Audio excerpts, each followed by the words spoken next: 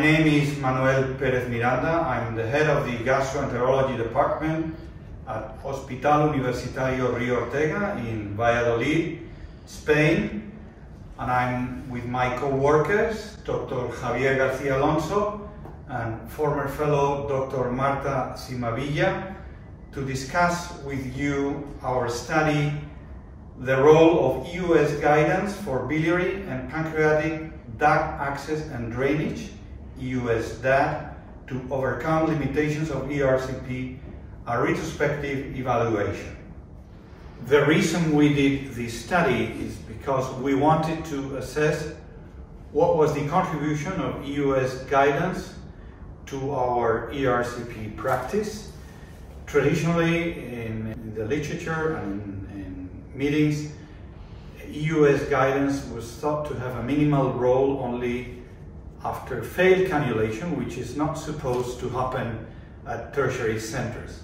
We felt that this was not our experience. We wanted to truly assess that in more detail. So Marta, what is the outcome of the study and why do you think it is important? Okay, so in our study we found out that around 8% of all our ERCPs, of which 95% were biliary, require EUS DAD. Around 9% during the index procedures and around 6% during the follow-up procedures. The combination of ERCP and EUS DAD was so effective that only 3 out of 2,200 patients required percutaneous biliary drainage after failed endoscopic duct drainage. Interestingly, only 6 other patients required primary PTVD during the 2-year study period. We also found that there was a correlation between disease complexity and an increased use of EUS DAD. In other words, we found that we were doing a lot of EUS duct drainage procedures because EUS was replacing PTVD and because we had very complex patients. So Javier, any other outcomes from this study that you would like to highlight? We also found that EUS DAD was not only useful after failed ERCPs or in cases where ERCP could not be performed. It was also useful in technically successful ERCPs where the objective could not be met. These combined procedures, combining ERCP followed by EUS DAD, supposed approximately 15% of all EUS DAD among index procedures.